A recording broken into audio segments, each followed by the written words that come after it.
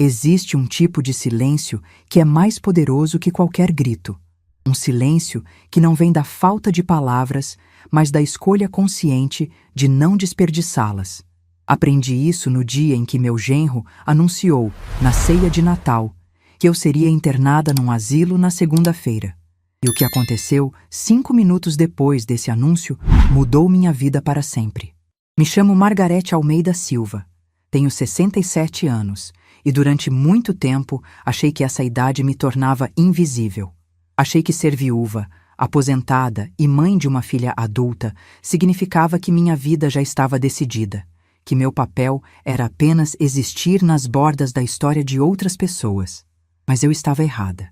E essa é a história de como uma campainha, um advogado e uma decisão que tomei em silêncio me devolveram algo que eu havia perdido há muito tempo: minha dignidade. Era dia 24 de dezembro, véspera de Natal. Ribeirão Preto estava sufocante naquele final de ano, com aquele calor úmido que gruda na pele e torna tudo mais pesado. Eu havia passado o dia inteiro na cozinha, preparando a ceia de Natal, sozinha, como sempre. O peru tinha levado horas para assar. A farofa estava no ponto exato. O arroz à grega perfumava toda a casa. Tinha feito rabanada, salada de maionese, aquela sobremesa de abacaxi que minha filha Mariana sempre gostou. Gastei quase metade da minha aposentadoria naquele Natal. Comprei presentes para as crianças, para Mariana, até para André, meu genro. Um perfume importado que ele tinha mencionado semanas atrás. Achei que seria um gesto gentil. Achei que talvez, quem sabe, ele me visse de forma diferente. Como alguém que se importa. Como alguém que ainda existe. Arrumei a mesa com a toalha bordada que foi da minha mãe. Aquela toalha tinha mais de 50 anos. Tinha passado por tantos natais, tantas ceias de família. Coloquei as velas nos castiçais de prata que ganhei no meu casamento. Ajeitei os guardanapos. Verifiquei se os copos estavam sem manchas. Cada detalhe tinha sido pensado. Eu queria que fosse um Natal especial. Eu precisava que fosse. Às 8 da noite, todos sentaram à mesa. Mariana, minha filha de 35 anos, estava com aquela expressão cansada que se tornou permanente no rosto dela nos últimos anos. Ela mal olhou para mim quando sentou. André, meu genro de 37 anos, tinha aquele ar irritado de sempre, como se estar ali fosse um favor que ele estava fazendo. Isabela, minha neta de 4 anos, estava linda com o vestido vermelho que eu tinha dado de presente no aniversário dela. E Gabriel, meu netinho de 2 anos, estava inquieto na cadeirinha, querendo brincar com os enfeites da mesa. Comecei a servir. O peru estava perfeito, dourado, suculento. A farofa tinha aquele cheiro de bacon e uvas passas que sempre agrada. Coloquei comida no prato das crianças primeiro, depois no de Mariana, depois no de André. Servi a mim mesma por último, como sempre fiz. Era um ritual automático. Eu me servia por último porque era o que se esperava de mim. A mãe, a avó, a que cuida. O silêncio à mesa era pesado. Não era aquele silêncio confortável de uma família que está junta e tranquila. Era o silêncio de pessoas que não têm nada a dizer umas às outras. Ou pior, que têm muito a dizer, mas escolhem não dizer. Isabela foi a primeira a quebrar o silêncio. Ela olhou para mim com aqueles olhos grandes e disse que o peru estava gostoso. Eu sorri para ela, aquele tipo de sorriso que a gente dá quando uma criança nos traz um momento de luz no meio da escuridão. André olhou feio para a filha e disse para ela comer em silêncio. A menina abaixou a cabeça. Continuamos comendo. O barulho dos talheres contra os pratos era o único som na sala. Eu observava todos ali. Minha família.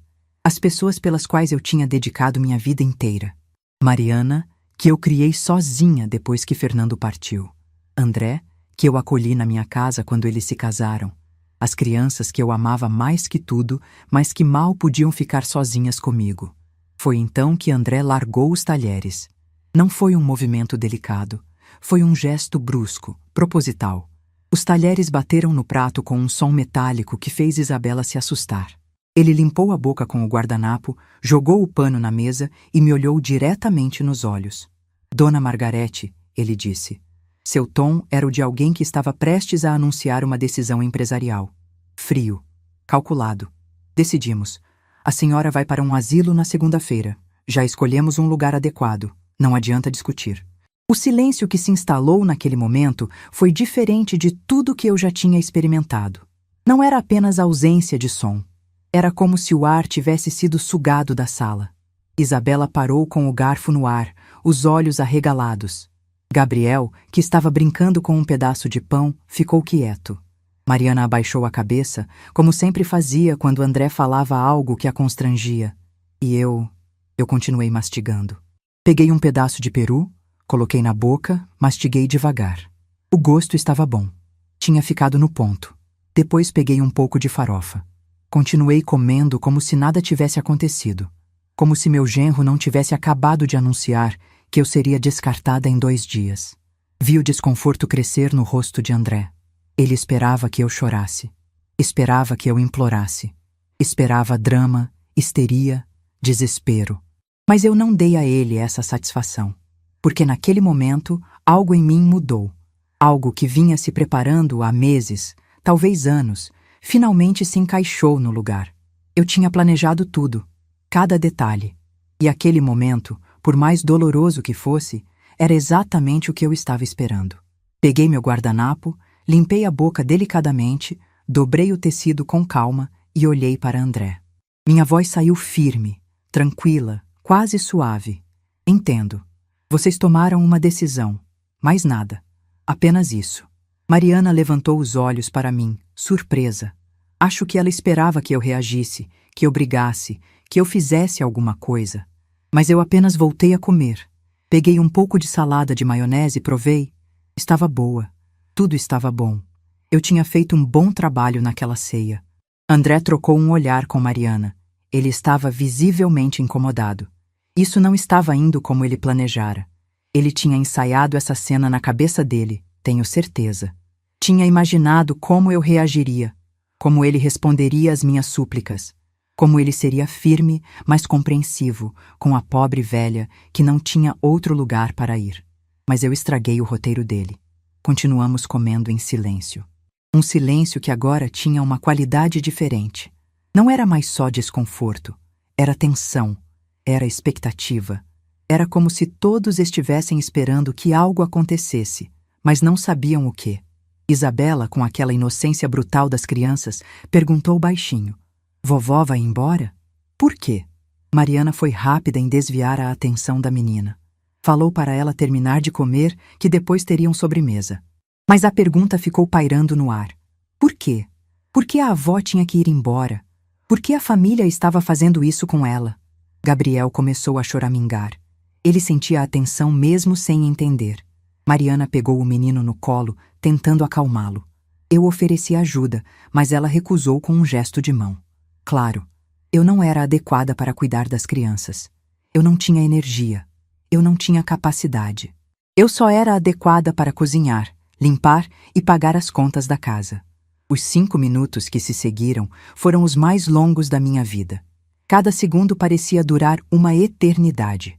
O som dos talheres contra os pratos ecoava pela sala de jantar. O relógio de parede que tinha sido do Fernando fazia tic-tac, tic-tac, tic-tac. Gabriel soluçava baixinho no colo da Mariana. Isabela empurrava a comida no prato, sem apetite. E eu comia, calmamente, metodicamente, como se aquele fosse apenas mais um jantar de Natal. Então, exatamente às 8h15 da noite, a campainha tocou. Ding-dong. Todos pararam. As cabeças viraram em direção à porta. O som da campainha tinha sido tão inesperado, tão fora de contexto, que por um momento ninguém reagiu. André foi o primeiro a se mexer. Ele olhou para Mariana com irritação. Quem é a essa hora? No meio da ceia? Mariana deu de ombros. Ela não sabia. Não estavam esperando ninguém. André jogou o guardanapo na mesa. Levantou-se com um suspiro exagerado de quem está sendo incomodado. Empurrou a cadeira com mais força do que o necessário. Caminhou até a porta de entrada, pisando pesado, deixando claro que estava irritado com a interrupção. Ele abriu a porta. E o que ele viu do outro lado mudou completamente a cor do rosto dele. Viu o exato momento em que o sangue deixou o rosto do André. Ele ficou branco. Completamente branco. Os lábios se separaram, mas nenhum som saiu. As mãos, que seguravam a maçaneta, começaram a tremer visivelmente. Uma voz masculina, grave e educada, veio da porta. Boa noite. Sou o Dr. Eduardo Mendes, advogado. Vim entregar alguns documentos para a senhora Margarete Almeida Silva. Posso entrar? Mariana se levantou de um salto, quase derrubando Gabriel do colo. Ela olhou para mim com os olhos arregalados, confusa, assustada. Mãe, o quê? Quem é esse homem? Eu dobrei meu guardanapo calmamente, coloquei ao lado do prato e me levantei.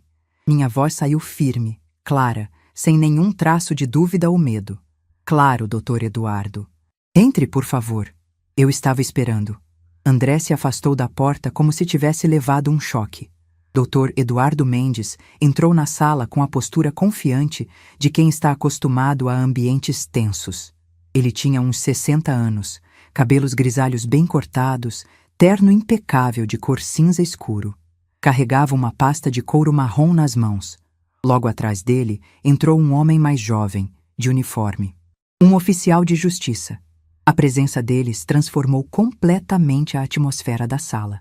De repente, aquilo não era mais apenas um jantar de família que tinha dado errado. Era algo oficial, algo legal, algo sério. Boa noite, Dr. Eduardo disse, cumprimentando a todos com um aceno de cabeça educado. Peço desculpas por interromper a ceia de vocês, mas a senhora... Margarete solicitou que eu viesse hoje, neste horário específico. Há alguns documentos que precisam ser entregues. Mariana parecia estar em estado de choque. Ela me olhava como se estivesse vendo uma estranha. Mãe, o que está acontecendo? O que é isso? André tentou recuperar a compostura.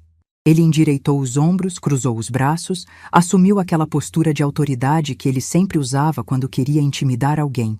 Olha aqui, eu não sei que história a dona Margarete contou para o senhor, mas isso pode esperar até depois das festas, não? Estamos tendo um momento em família aqui. Dr. Eduardo olhou para André com aquela expressão neutra que advogados experientes dominam perfeitamente. Uma expressão que não demonstra nem simpatia nem antipatia, apenas profissionalismo absoluto. Senhor? André Augusto? Ele respondeu, como se o nome dele tivesse algum peso. Senhor André? Dr. Eduardo continuou, sua voz mantendo o tom educado, mas firme. Entendo que o momento não é ideal, mas a senhora... Margarete foi muito clara ao solicitar que os documentos fossem entregues hoje, durante o jantar de Natal, às 8h15 da noite. E como seu advogado, estou cumprindo exatamente o que minha cliente solicitou. Minha cliente. As palavras pairaram no ar. André e Mariana pareciam não conseguir processar. Como assim eu tinha um advogado? Como assim eu tinha planejado aquilo? Doutor. Eduardo abriu a pasta de couro e tirou alguns documentos. Ele olhou ao redor da sala, seus olhos pousando brevemente na mesa de Natal, nas crianças assustadas, na família congelada em vários estados de choque e confusão. Então, ele começou a falar. E cada palavra que saiu da boca dele foi como uma martelada no mundo que André e Mariana achavam que controlavam. Mas antes de contar o que estava naqueles documentos, antes de revelar o que aconteceu depois que o advogado entrou pela minha porta, vocês precisam entender como cheguei até ali. Porque essa história não começou naquele jantar de Natal. Ela começou muitos anos antes. Começou no dia em que percebi que, na minha própria casa, eu havia me tornado invisível. E que se eu não fizesse algo, desapareceria completamente.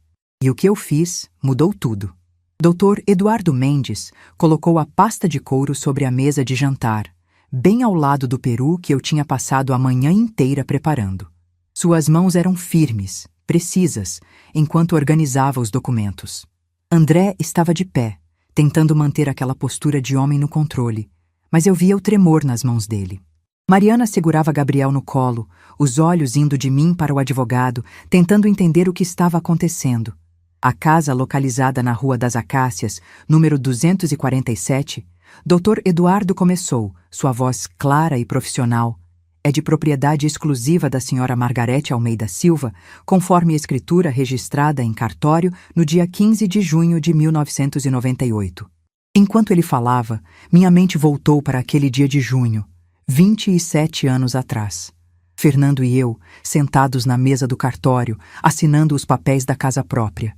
Ele segurou minha mão e sussurrou. Nossa casa, Marga. Finalmente nossa. Eu tinha 40 anos. Ele tinha 42. Tínhamos economizado durante 10 anos para dar aquela entrada. A casa não era grande, não era luxuosa, mas era nossa. Fernando morreu naquela casa 13 anos depois. Espera, espera. André levantou a mão, tentando interromper. Eu sei que a casa está no nome dela. Óbvio que eu sei. Mas somos família. A gente mora aqui há 8 anos. 8 anos, ele mesmo confirmou. 8 anos durante os quais aquela casa deixou de ser minha e se tornou deles. 8 anos durante os quais eu fui me tornando uma intrusa no único lugar que deveria me pertencer. Dr. Eduardo não se abalou com a interrupção. Continuou como se André não tivesse falado. O fato de residirem no imóvel não altera os direitos de propriedade. A senhora Margarete é a única titular legal. Foi numa terça-feira de março que Fernando partiu. Eu me lembro porque era dia de feira no bairro, e ele tinha prometido me acompanhar para carregar as sacolas. Estávamos assistindo ao jornal depois do jantar, quando ele levou a mão ao peito. Seus olhos se arregalaram, não de dor, mas de surpresa, como se não pudesse acreditar no que estava acontecendo. Marga, foi a última palavra dele. Ele tentou se levantar, deu 2 passos em direção à cozinha e desabou. O som do corpo dele batendo no chão foi o som mais alto que já ouvi na vida. Parecia que o mundo inteiro tinha caído junto. Parada cardíaca fulminante. Foi o que o médico do SAMU disse quando chegou. Ele colocou a mão no meu ombro e falou aquelas palavras que todo mundo fala. Ele não sofreu. Foi rápido. Como se rapidez tornasse a ausência mais suportável. Fiquei viúva aos 54 anos. Mariana tinha 22 e estava no último ano da faculdade de nutrição. De um dia para o outro, me vi completamente sozinha com uma filha que ainda dependia de mim para tudo. Mas a senhora não pode simplesmente nos expulsar. A voz de Mariana me trouxe de volta. Ela tinha lágrimas escorrendo pelo rosto.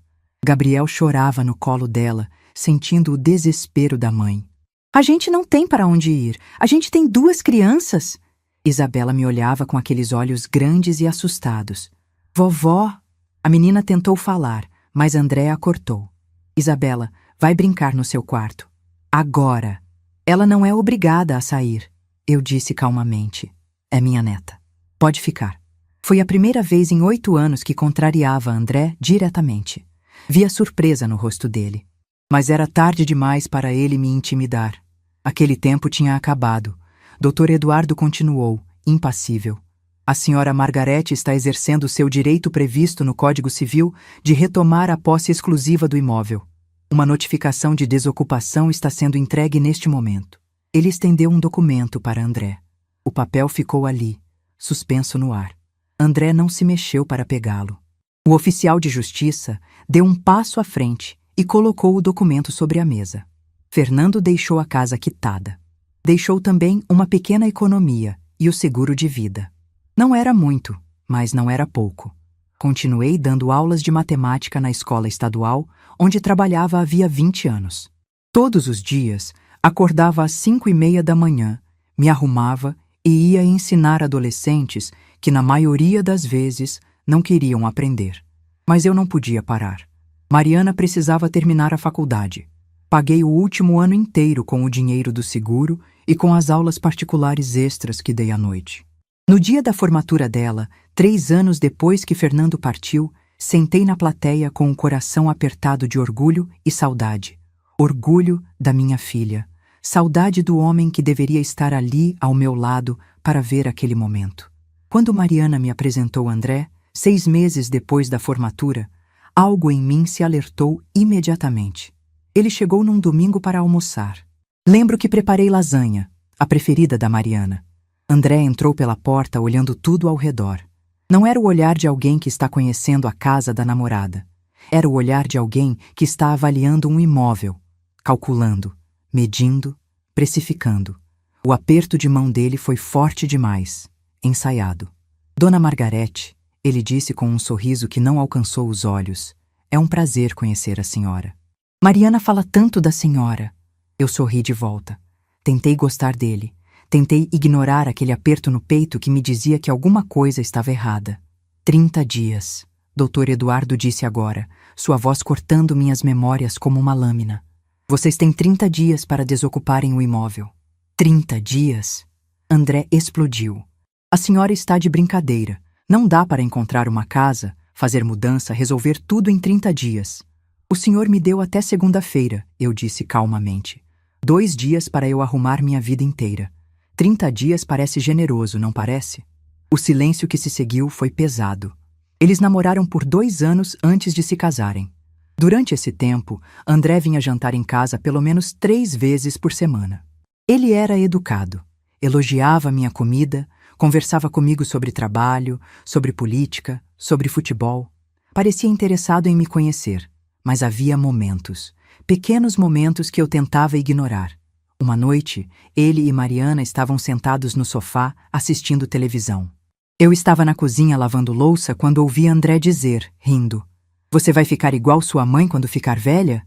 Porque se for, vou ter que trocar você por um modelo mais novo." Ele disse como se fosse uma piada. Mariana riu.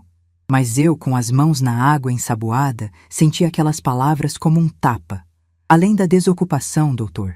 Eduardo continuou, tirando outro documento da pasta. "Estamos registrando formalmente uma ocorrência de tentativa de constrangimento." "Que constrangimento?" André avançou um passo. "Do que vocês estão falando?"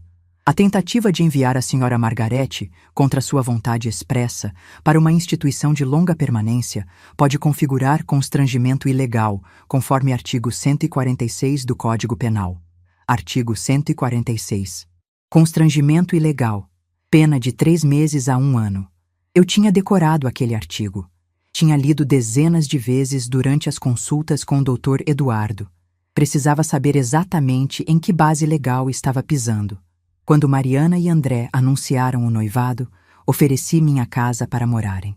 Não porque eles pediram, mas porque parecia o certo a fazer. Eram jovens, estavam começando. Precisavam economizar. E eu, que tinha ficado tantos anos sozinha naquela casa depois que Fernando partiu, achei que seria bom ter companhia novamente. "Vocês podem morar aqui quanto tempo for necessário", eu disse naquele dia, com um sorriso genuíno. "Até se estabelecerem." Mariana me abraçou forte. "Obrigada, mãe. Você é a melhor mãe do mundo." Aquele abraço foi a última vez que senti que minha filha realmente me via. Eles se mudaram 3 semanas depois do casamento. No começo, realmente parecia que ia funcionar. Dividíamos as tarefas da casa. Jantávamos juntos. Conversávamos.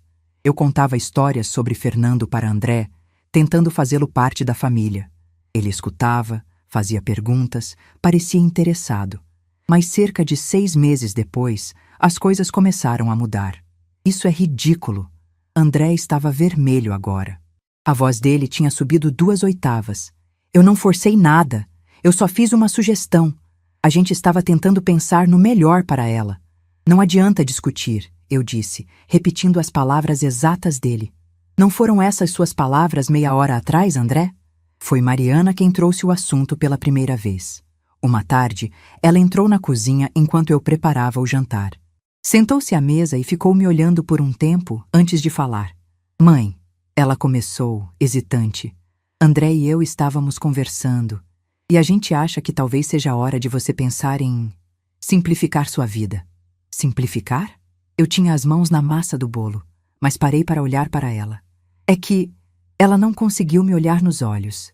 "Você trabalha tanto, se cansa tanto, e existem lugares muito bons, sabe? Lugares onde você teria tudo organizado, não precisaria se preocupar com casa, comida, nada." Demorou alguns segundos para eu entender o que ela estava sugerindo. "Você está falando de um asilo." "Não é asilo, mãe. É residencial para pessoas da terceira idade. São lugares lindos, modernos. Você teria companhia da sua idade, atividades. Eu tenho 57 anos, Mariana. Não estou morta. Ainda trabalho. Ainda dirijo. Ainda..." "Eu sei, mãe." A voz dela saiu irritada agora. "André só acha que seria melhor para você. Para todos nós. Para todos nós. Não para mim. Para todos nós. Como se eu fosse um problema que precisava ser resolvido." "Senhora Margarete", Dr. Eduardo disse, se dirigindo a mim diretamente agora. "A senhora gostaria de acrescentar algo antes de eu prosseguir?" Eu olhei para Mariana. Para minha filha, que tinha crescido naquela casa, que tinha aprendido a andar naquele corredor, que tinha comemorado todos os aniversários naquela sala, que eu tinha criado sozinha, com todo o amor que tinha no peito. Só uma coisa, eu disse calmamente. Quero que minha filha saiba que eu não estou fazendo isso por raiva. Estou fazendo porque finalmente entendi que amor não pode ser mendigado. Dignidade não é opcional. E ninguém, nem mesmo família, tem o direito de me tornar invisível na minha própria vida. Isabela nasceu 4 anos atrás numa manhã de primavera. Eu estava na sala de espera do hospital quando Mariana entrou em trabalho de parto. Fiquei ali durante 8 horas, andando de um lado para o outro, rezando, esperando. Quando finalmente me deixaram entrar, Mariana estava na cama com o bebê nos braços, André ao lado dela. Os pais dele do outro lado, a irmã dele tirando fotos. Eu fiquei na porta, esperando alguém me notar. Foram necessários 5 minutos até Mariana olhar na minha direção. Oi, mãe! Quer conhecer a Isabela? Querer? Eu tinha passado 8 horas esperando. Tinha rezado cada minuto. Tinha imaginado aquele momento desde que soube da gravidez. Mas disse apenas, claro, filha, e me aproximei. Segurei Isabela por exatos 3 minutos antes de André dizer, melhor não cansar o bebê, né? Deixa ela descansar. E pegou minha neta de volta. Dr. Eduardo abriu outra pasta, menor. Desta tirou um objeto pequeno, um gravador digital. A senhora. Margarete, ele disse colocando o aparelho sobre a mesa, com muita prudência, documentou a conversa desta noite. Vi o sangue sumir do rosto de André. Mariana me olhou com uma expressão que eu nunca tinha visto antes. Era algo entre choque e medo. A senhora... Ela começou, mas não conseguiu terminar. Eu gravei, eu disse simplesmente. Cada palavra, cada gesto, tudo. Isso é ilegal, André praticamente gritou. Gravar uma conversa sem consentimento é crime. Dr. Eduardo manteve a calma.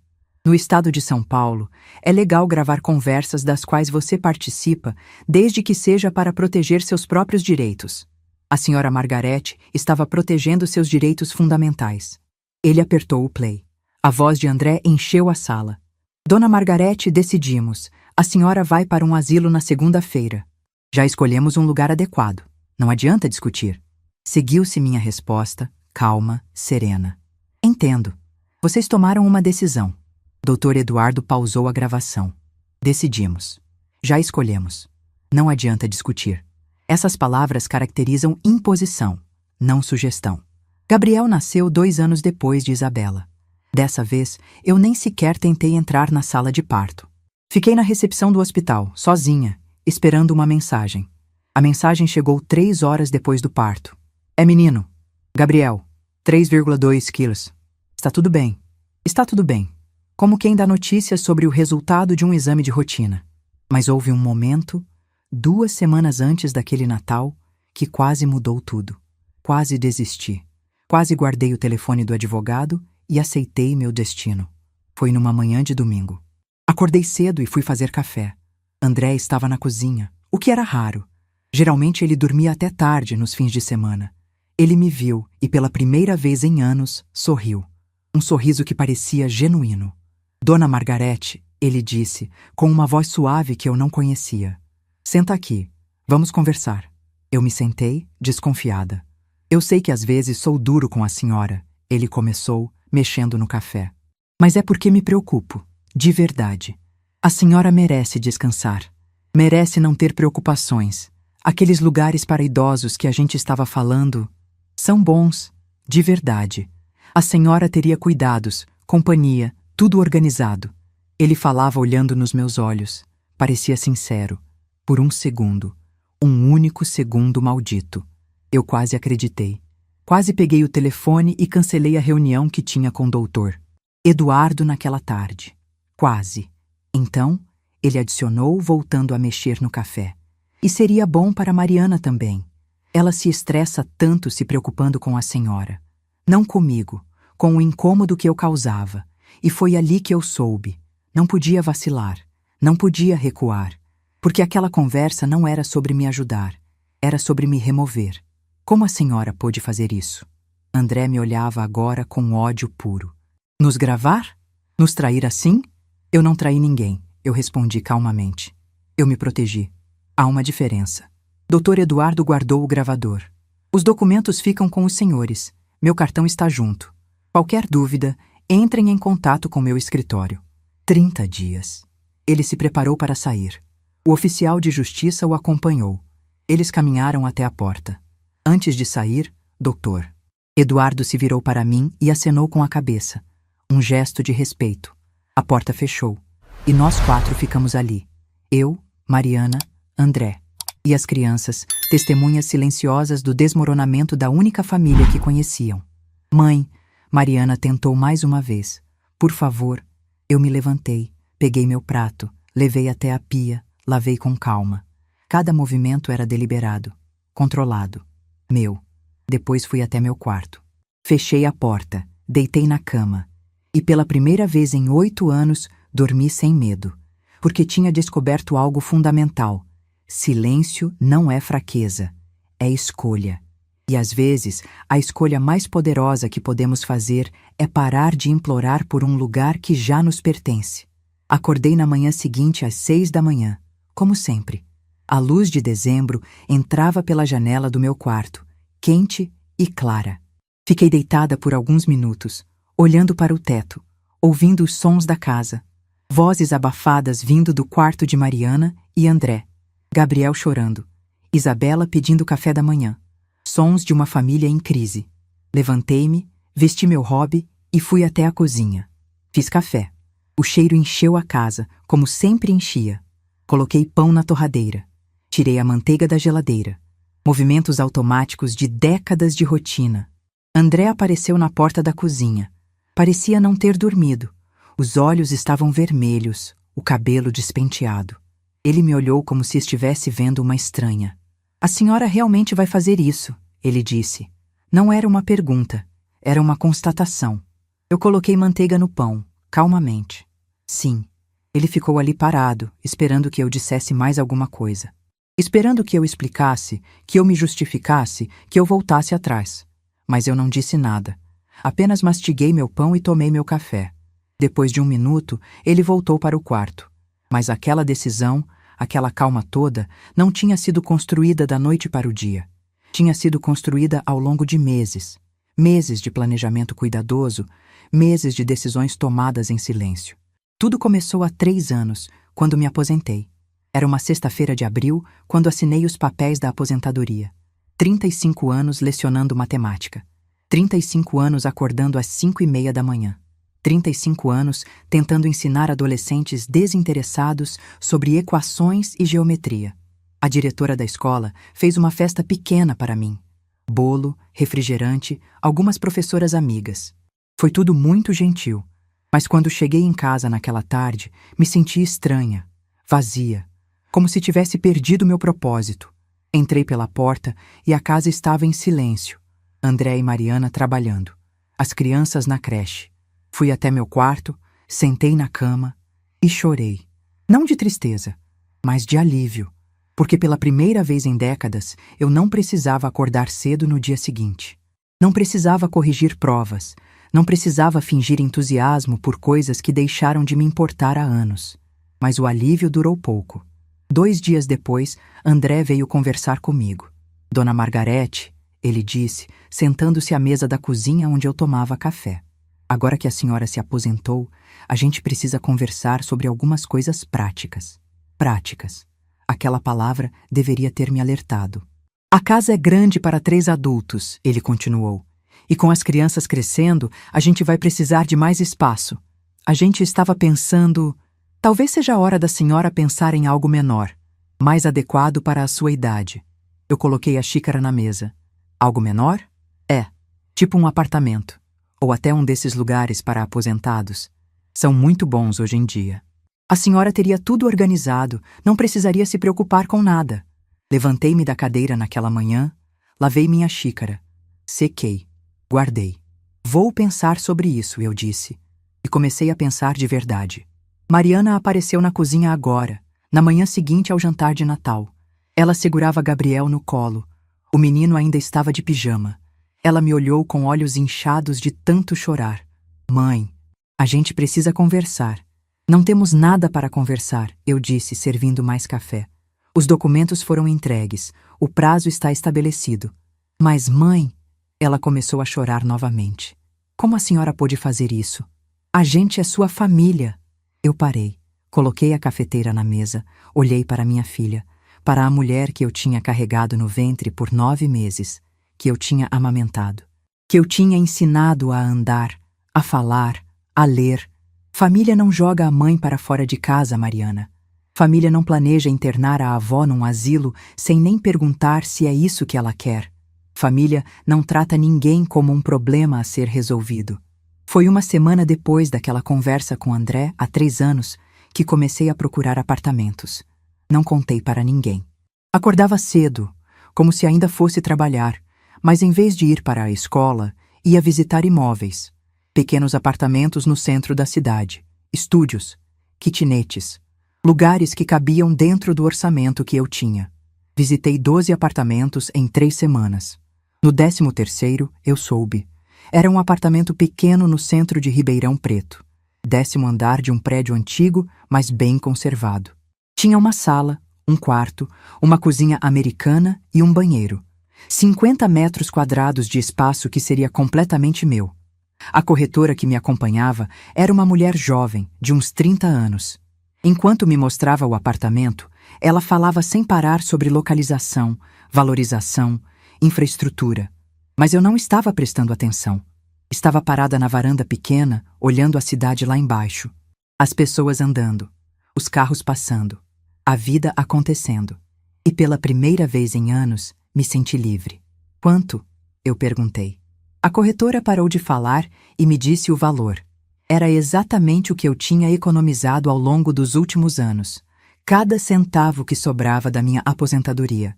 Cada valor das aulas particulares que ainda dava esporadicamente. Eu compro, eu disse. A senhora não quer pensar um pouco mais? A corretora pareceu surpresa. Ver outros imóveis, comparar. Não, eu compro este. À vista. Foi a primeira decisão que tomei apenas para mim em décadas. Mas a senhora não pode morar aqui, Mariana disse agora, olhando ao redor da cozinha como se a estivesse vendo pela primeira vez. A senhora sempre morou aqui. É a sua casa. Era, eu corrigi. Era minha casa. Até vocês decidirem que eu não pertencia mais a ela. Ela abriu a boca para responder, mas não saiu nenhum som. Apenas mais lágrimas. Isabela entrou na cozinha naquele momento, ainda de pijama, segurando seu coelhinho de pelúcia. Vovó, ela disse com aquela voz pequena. A gente vai embora? Sim, minha flor, eu disse, ajoelhando-me na frente dela. Vocês vão para uma casa nova. E você? Seus olhos grandes estavam cheios de confusão. Você vem também? Eu vou para a minha casa, e você pode me visitar sempre que quiser. Mas eu não quero que você vá embora. A voz dela começou a tremer. Meu coração se apertou, mas mantive a firmeza na voz. Às vezes, as pessoas precisam de casas diferentes. Mas isso não significa que paramos de nos amar. Foi 3 meses depois de comprar o apartamento que procurei Dr. Eduardo Mendes. Tinha visto o nome dele no jornal. Um advogado especializado em direito de família e sucessões. O escritório ficava no centro, numa sala comercial com vista para a praça principal. Liguei numa terça-feira de manhã. A secretária me deu horário para sexta à tarde. Passei os 3 dias ensaiando o que ia dizer. Como ia explicar a situação sem parecer melodramática. Como ia pedir ajuda sem parecer fraca. Mas quando sentei na frente do Dr. Eduardo naquela sexta-feira, ele não me deixou ensaiar nada. Conte-me sua história, ele disse simplesmente. Do começo. E eu contei. Tudo. A morte de Fernando. A chegada de André. Os anos de humilhação sutil. Os planos deles de me mandar para um asilo. O apartamento que tinha comprado em segredo. Quando terminei, ele ficou em silêncio por alguns segundos. Depois perguntou: a casa está em seu nome? Sim, sempre esteve. E o apartamento também está em seu nome? Sim. Ele se recostou na cadeira. Então a senhora tem todos os direitos legais ao seu favor. A questão não é se pode fazer algo. A questão é o que você quer fazer. Quero proteger minha dignidade, eu disse. E foi assim que começamos a planejar. 30 dias, André disse agora, entrando na cozinha. Ele tinha tomado banho, se vestido. Tentava recuperar alguma aparência de controle. A gente não consegue encontrar uma casa, fazer mudança, resolver tudo em 30 dias. Vai ter que conseguir, eu disse calmamente, servindo café para Isabela. A senhora está sendo cruel. A voz dele tinha uma raiva contida, fria. Eu parei. Olhei para ele, e pela primeira vez não abaixei os olhos. Cruel é planejar se livrar de alguém no meio da noite. Cruel é tratar um ser humano como um móvel velho. Cruel é fazer uma mulher se sentir invisível na própria casa durante 8 anos. Não venha me falar de crueldade, André. Dr. Eduardo passou 3 sessões apenas me ouvindo, fazendo perguntas, tomando notas. No nosso quarto encontro, ele apresentou um plano. A senhora tem o direito legal de retomar a casa, ele disse, documentos espalhados sobre a mesa. Mas precisa ser feito corretamente. Notificação formal, prazo adequado, tudo documentado. E quanto ao asilo? Eu perguntei. Eles podem me forçar? Absolutamente não. A senhora está em plenas condições mentais e físicas. Ninguém pode interná-la contra sua vontade. Mas, ele hesitou. Seria bom ter provas de que eles tentaram. Provas, gravações, testemunhas, e-mails, mensagens, qualquer coisa que documente a tentativa de constrangimento. Foi quando comecei a prestar atenção, real atenção, a cada conversa, cada insinuação, cada comentário. Mas eu nunca gravei nada. Até aquele Natal. 2 semanas antes do Natal, quase perdi tudo. Foi numa tarde de terça-feira. Eu tinha ido ao centro resolver algumas coisas no banco. Quando voltei, André estava no meu quarto. Ele tinha minha bolsa aberta na cama, estava mexendo nela. Procurando algo? Eu perguntei da porta. Ele se virou rapidamente, o rosto corado. A senhora deixou a bolsa aberta. Eu só ia o quê? Meu coração estava disparado, mas minha voz saiu calma. Nada. Desculpa. Ele largou a bolsa e saiu rapidamente. Minha bolsa estava aberta. Mas eu tinha certeza que tinha fechado antes de sair. Dentro dela estavam documentos do apartamento, papéis do advogado, o cartão de Dr. Eduardo. Se André tivesse procurado com mais cuidado, teria encontrado tudo. Foi quando soube que precisava acelerar o plano. Na semana seguinte, fui a uma loja de eletrônicos no shopping. Um lugar grande, movimentado, onde ninguém me conhecia. Procuro um gravador, eu disse ao vendedor, um rapaz jovem de uns 20 e poucos anos. Para gravar aulas? Ele perguntou, me mostrando alguns modelos. Algo assim, eu menti. Precisa ser discreto. Pequeno. Ele me mostrou um gravador digital do tamanho de um isqueiro. Grava até 8 horas. Memória interna. Bateria de longa duração. Levo este, eu disse. Quando saí da loja com aquele aparelho no bolso, senti um misto de poder e medo. Poder porque finalmente tinha uma arma. Medo porque sabia que usar aquela arma mudaria tudo para sempre. Vocês sabem quanto custa aluguel? André estava dizendo agora, a voz subindo. Vocês sabem o quanto a gente vai ter que pagar? Eu sei exatamente quanto custa, eu respondi. Porque eu paguei esta casa durante anos. Sozinha. Depois que Fernando morreu, trabalhando todos os dias, e nunca cobrei 1 centavo de aluguel de vocês. Mas nós somos família. Ele bateu a mão na mesa. As xícaras tremeram. Isabela se assustou e começou a chorar. Mariana pegou a filha no colo. Mãe, por favor, olha o que você está fazendo com as crianças. Eu não estou fazendo nada com as crianças, eu disse calmamente. Vocês é que decidiram fazer este drama na frente delas.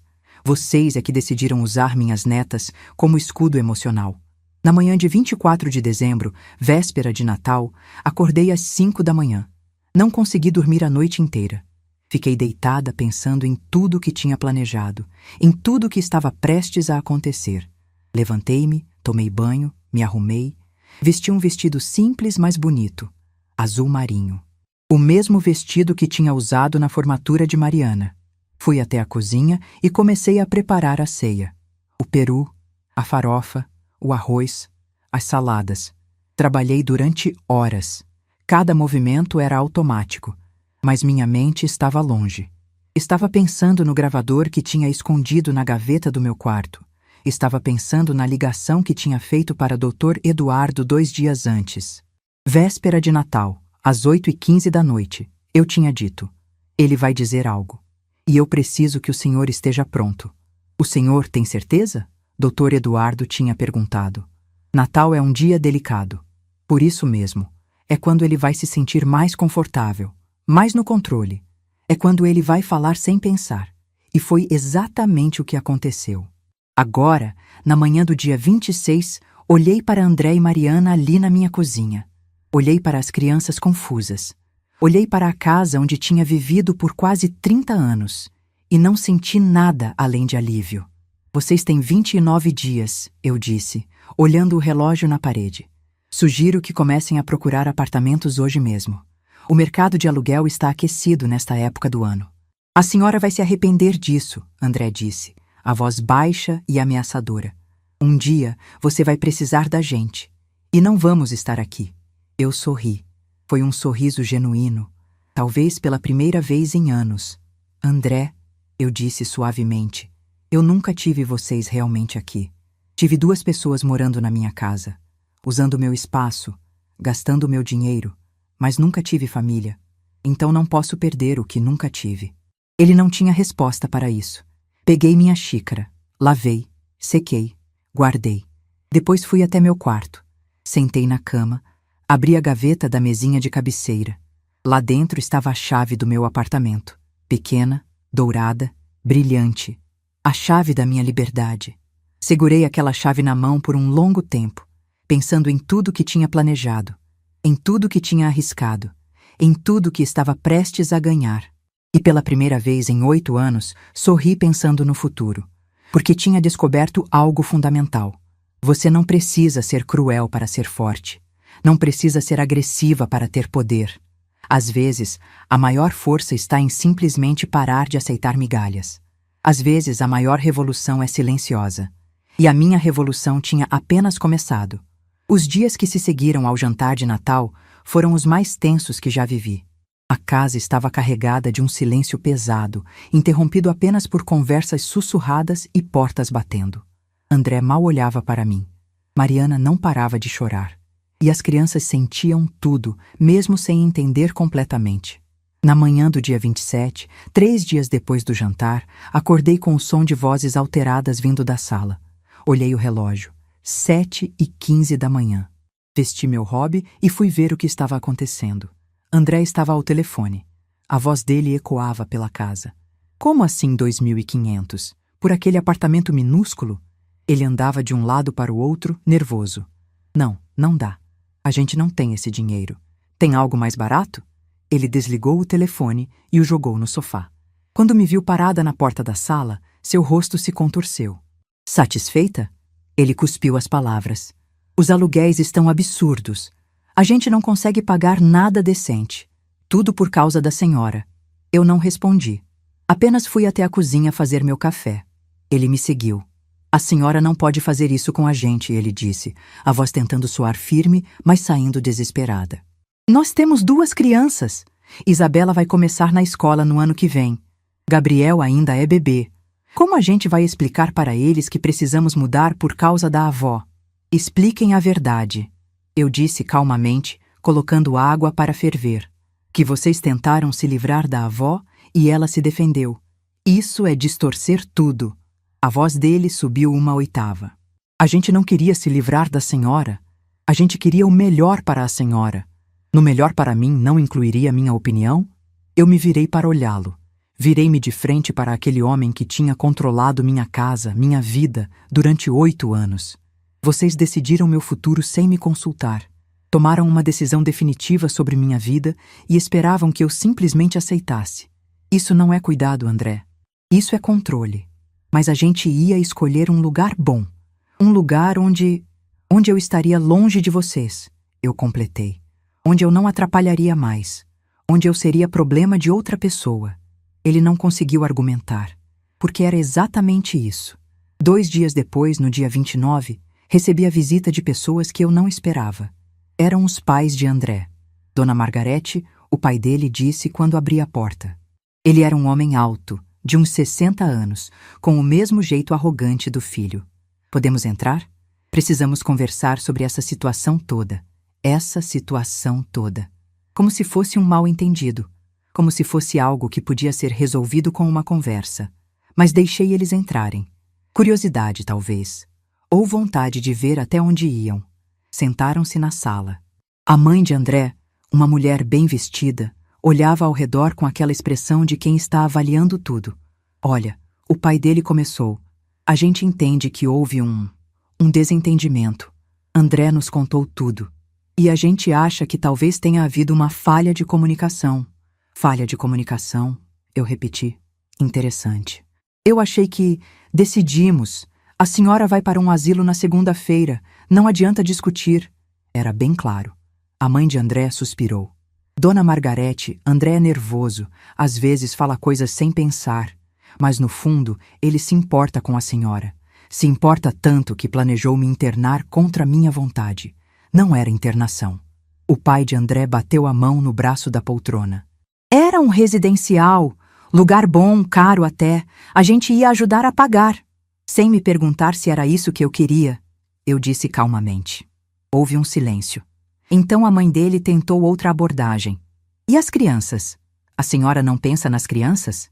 Isabela e Gabriel vão sofrer com essa mudança. Vão perder a casa onde cresceram. As crianças vão sofrer porque os pais delas tomaram decisões erradas, eu respondi. Não porque a avó se defendeu. Mas a senhora tem condições de morar sozinha? O pai de André perguntou. E havia algo na voz dele que me alertou. Na sua idade? Não seria mais seguro ter alguém por perto? Tenho 67 anos, não 90, eu disse friamente. Dirijo.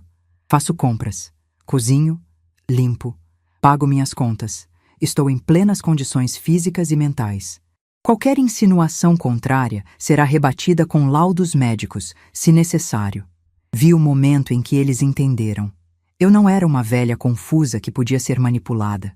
Era uma mulher que tinha se preparado para cada argumento. Eles saíram meia hora depois, sem ter conseguido nada. Foi no dia 2 de janeiro, uma semana após o Natal, que Mariana tentou a última cartada emocional. Ela entrou no meu quarto sem bater. Eu estava organizando algumas roupas, separando o que levaria para o apartamento. Mãe, ela disse, a voz tremendo. Eu preciso te contar uma coisa. Sentou-se na minha cama. As mãos tremiam. Eu estou grávida. Meu coração deu um salto. Olhei para ela, tentando ler seu rosto, tentando ver se era verdade ou manipulação. 3 meses, ela continuou. Descobri antes do Natal, mas não tinha contado para ninguém ainda. E agora? Agora a gente vai ter que mudar, procurar apartamento, se preocupar com dinheiro. Tudo isso grávida, por causa da senhora. Ela começou a chorar, soluços que sacudiam o corpo inteiro. E por um momento, apenas um momento, senti minha resolução vacilar. Porque era minha filha, porque ela estava grávida, porque seria meu terceiro neto. Mas então lembrei. Lembrei de todas as vezes que Mariana tinha ficado em silêncio quando André me humilhou. Lembrei de todas as vezes que ela concordou que eu deveria simplificar minha vida. Lembrei que ela tinha concordado com o plano de me mandar para um asilo. Parabéns pela gravidez, eu disse calmamente. Mas isso não muda nada, Mariana. Vocês ainda têm 22 dias para sair. Como a senhora pode ser tão fria? Ela me olhou com raiva agora. Seu próprio neto. Seu próprio sangue. Meu próprio sangue que vocês queriam afastar de mim, eu respondi. Meu próprio sangue que eu mal podia segurar no colo. Não venha me falar de família agora, Mariana. Vocês perderam esse direito. Ela saiu do quarto batendo a porta. E eu voltei a organizar minhas roupas, as mãos tremendo, o coração apertado, mas a decisão inabalada. No dia 10 de janeiro, vi André carregar caixas para dentro de um caminhão de mudança. Eles tinham encontrado um apartamento, menor, mais caro, mais longe do trabalho deles. Mas era o que conseguiram no prazo. Fiquei na varanda assistindo. Não com satisfação, mas com a certeza de que tinha feito o correto. Dona Márcia, minha vizinha, apareceu ao meu lado. Segurou minha mão. Você foi muito forte, ela disse baixinho. Muita gente não teria coragem. Não foi coragem, eu respondi. Foi necessidade. Quando você não tem escolha, descobre forças que não sabia que tinha. Vi Isabela sendo colocada no carro. Ela olhou para mim pela janela. Levantou a mãozinha, acenando. Eu acenei de volta, o coração se partindo, mas não recuei. À tarde, quando o caminhão saiu, a casa ficou em silêncio. Um silêncio diferente. Não era mais o silêncio pesado da tensão. Era o silêncio do vazio. Entrei. Andei pelos cômodos. O quarto que era de Mariana e André estava vazio. O quarto das crianças, vazio. A sala, vazia de tudo que era deles. Pela primeira vez em 8 anos, a casa era só minha de novo. Sentei-me no sofá. Naquele mesmo sofá onde tinha sentado com Fernando para assistir televisão por décadas. Naquele mesmo sofá onde tinha ninado Mariana bebê. E chorei. Não de arrependimento, mas de alívio, de libertação, de luto pelo que poderia ter sido e nunca foi. Chorei por tudo que tinha perdido, mas também por tudo que tinha recuperado. 2 dias depois, no dia 12, vendi a casa. O comprador era um casal jovem, com um bebê. Eles adoraram a casa. Ofereceram o preço que pedi sem pechinchar. Quando assinamos o contrato no cartório, a mulher me olhou e disse: "A senhora deve ter tantas memórias aqui." "Muitas", eu respondi. "Boas e ruins. Mas é hora de vocês criarem as suas." E foi. No dia 15 de janeiro, 3 semanas após aquele jantar de Natal, me mudei para meu apartamento. Levei apenas o essencial: roupas, livros, fotografias, a toalha bordada da minha mãe, o relógio que foi do Fernando. Dona Márcia me ajudou. Ela carregou caixas, organizou a cozinha, montou minha cama.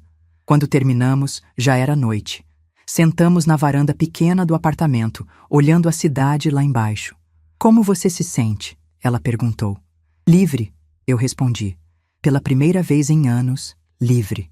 Foi 3 dias depois da mudança que Mariana apareceu.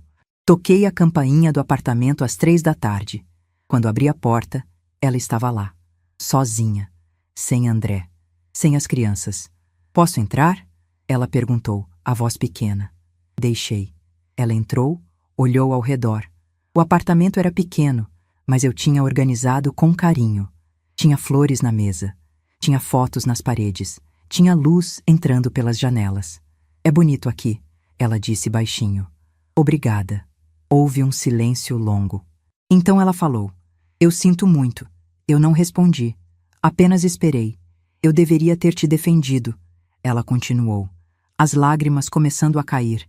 "Deveria ter dito não quando André sugeriu o asilo. Deveria ter percebido o quanto a gente te magoou. Mas eu não quis ver. Era mais fácil concordar com ele do que enfrentar." Ela olhou para mim. "Era mais fácil te perder do que arriscar meu casamento." Aquela confissão, por mais dolorosa que fosse, era a verdade. "Você me escolheu", eu disse calmamente. "Escolheu seu marido, escolheu sua conveniência, escolheu não enxergar. E eu tive que me escolher, porque ninguém mais ia fazer isso por mim." "Eu sei", ela sussurrou. "Eu sei.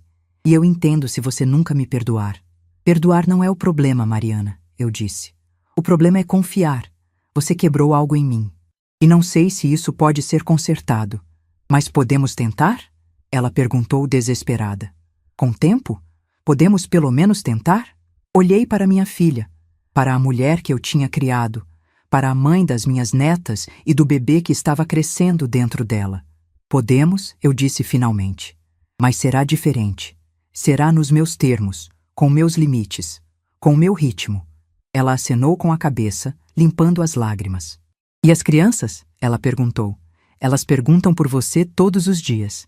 Meu coração se apertou. "Pode trazê-las para me visitar, mas com horário marcado. E com respeito. Isso não é negociável." "Está bem", ela disse. "Está bem." Ela ficou mais alguns minutos. Tomamos café. Conversamos sobre coisas superficiais. O tempo, o trânsito, a gravidez. Quando ela saiu, abracei-a na porta. Não era o abraço de antes. Não era o abraço de mãe e filha que compartilham tudo. Era o abraço de 2 mulheres tentando encontrar um novo caminho. Mas era um começo. Naquela noite, sozinha no meu apartamento, fiz chá de camomila. Sentei na varanda, olhei as luzes da cidade. E pela primeira vez em 8 anos, não senti que estava escondida no meu próprio quarto. Não senti que estava tentando ocupar menos espaço. Não senti que estava sobrando. Senti que estava exatamente onde deveria estar. Peguei meu celular e liguei para Dr. Eduardo. Ele atendeu no segundo toque. "Alô, dona Margarete. Como está se sentindo?" "Livre, Dr. Eduardo", eu disse. completamente livre. Ele riu do outro lado da linha. A senhora foi muito corajosa. Não é fácil fazer o que a senhora fez. Não foi coragem, eu disse, repetindo o que tinha dito para Dona Márcia. Foi sobrevivência. Mas obrigada. Por tudo. Foi um prazer ajudá-la a recuperar sua vida, ele disse. Quando desliguei, olhei ao redor do meu apartamento. Pequeno, simples, mas completamente meu. E entendi algo fundamental. Liberdade não é ter muito espaço. É ter o espaço que você escolhe. Dignidade não é ser amado. É ser respeitado. E força não é gritar. É saber quando o silêncio diz mais que 1000 palavras.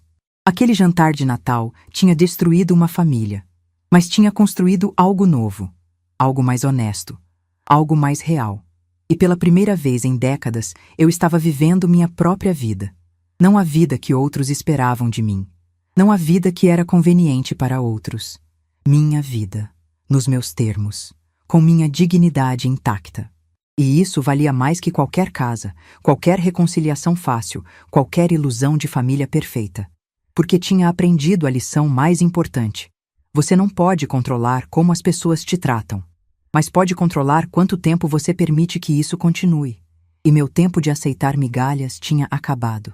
Os primeiros meses no meu apartamento foram como aprender a respirar de novo. Acordava de manhã e por alguns segundos ficava desorientada, procurando os sons que costumavam marcar minhas manhãs. O choro de Gabriel, os passos pesados de André, as reclamações sobre café frio. Mas havia apenas silêncio. Meu silêncio. E aos poucos, aprendi que silêncio não é vazio. É espaço. Espaço para pensar, para sentir, para ser. Foram 6 meses até André aparecer de novo. Era uma tarde de maio. Eu estava na varanda lendo quando a campainha tocou.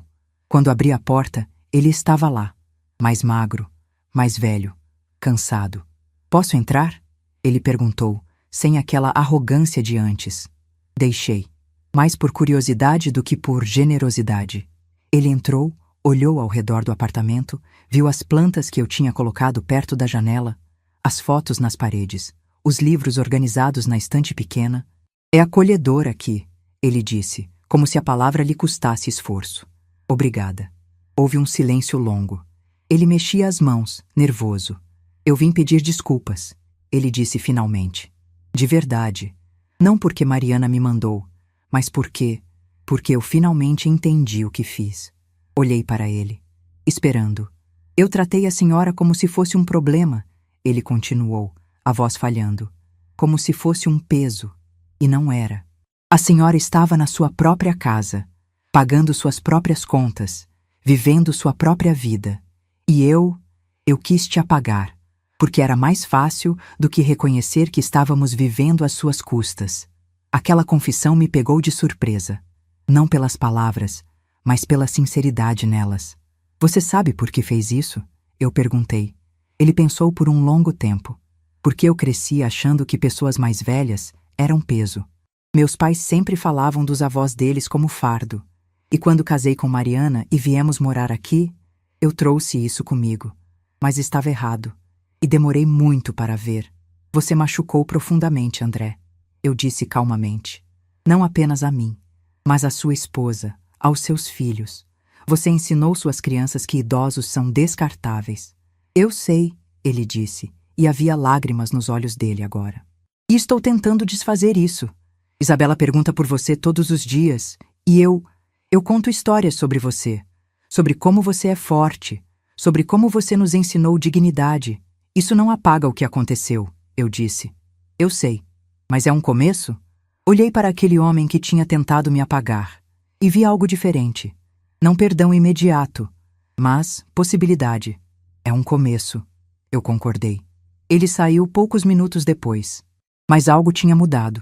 Não em mim, mas na possibilidade de reconstrução. Foi 3 semanas depois que Mariana me ligou. Eram 2 da manhã. Mãe, ela disse, a voz tensa. Estou em trabalho de parto. Você pode vir? Meu coração disparou. Vesti-me em 5 minutos. Peguei um táxi. Cheguei no hospital em 15 minutos. Mariana estava na sala de parto. André ao lado dela. Quando me viram entrar, algo nos olhos deles mudou. Mãe, Mariana estendeu a mão.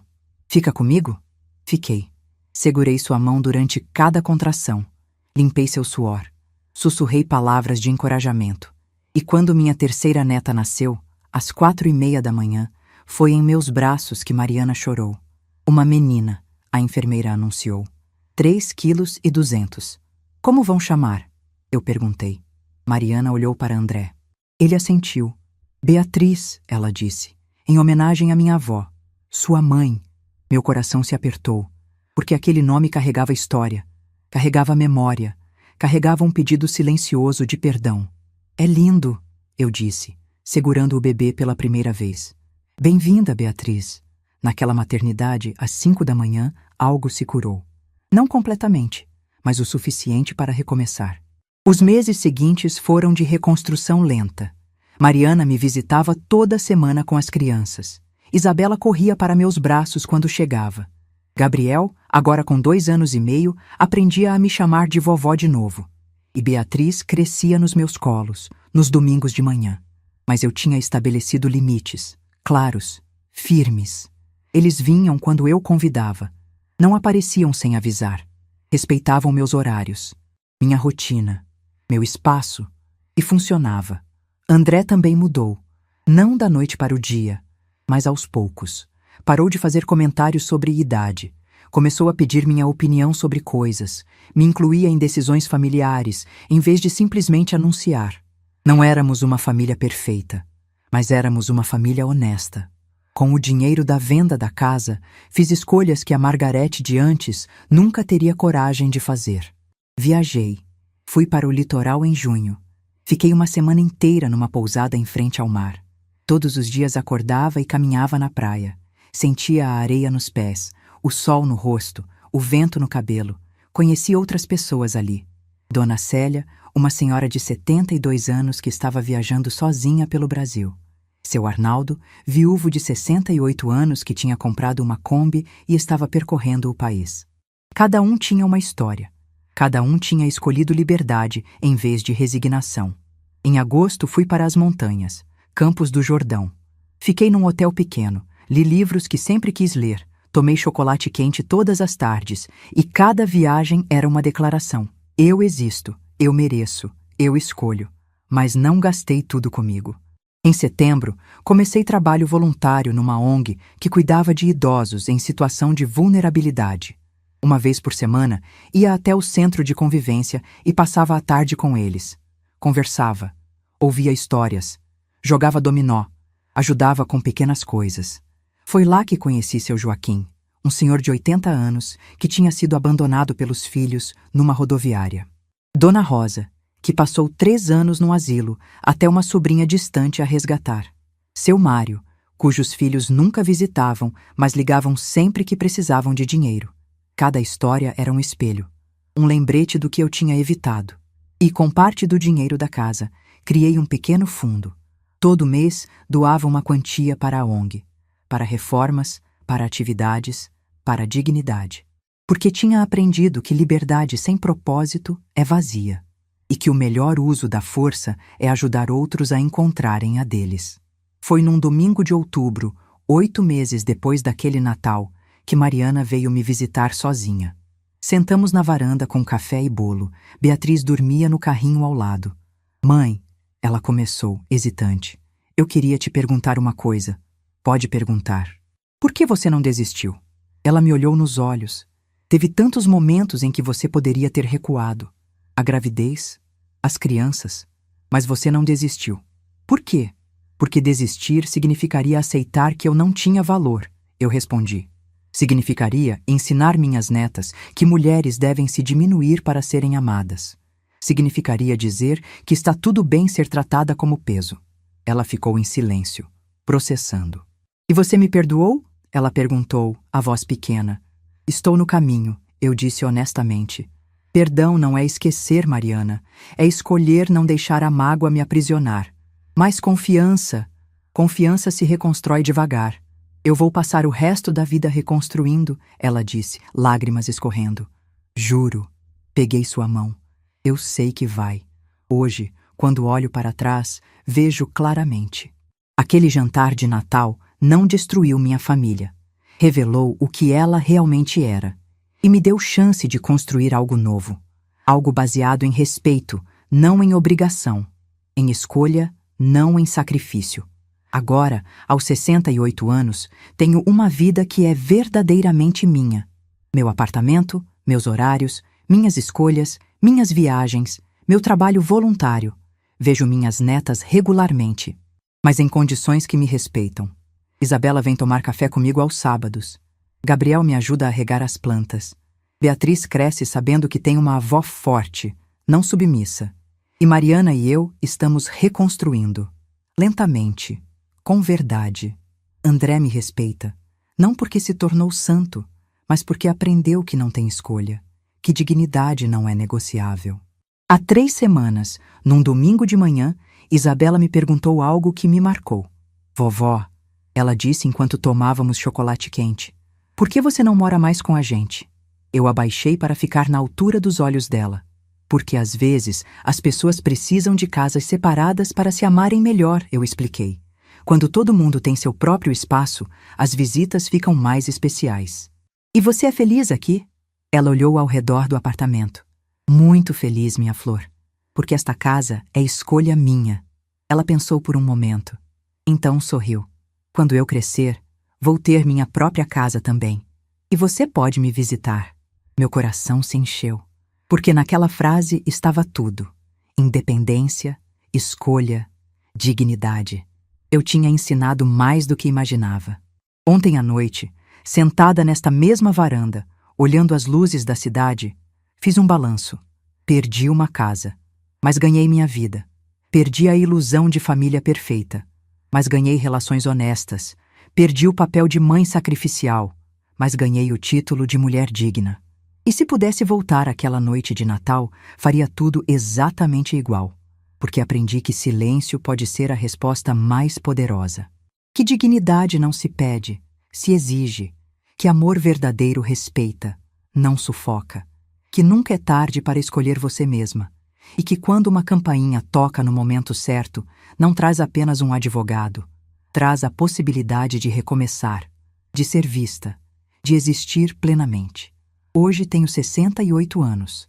Não sei quantos anos ainda terei, mas sei que cada dia que tenho pela frente será vivido nos meus termos. Com minha dignidade intacta, com minhas escolhas respeitadas. E isso, descobri, vale mais que qualquer coisa. Se essa história tocou seu coração, deixe seu like, se inscreva no canal e comente aqui embaixo. No meu lugar, o que você faria? Sua mensagem pode iluminar o dia de alguém.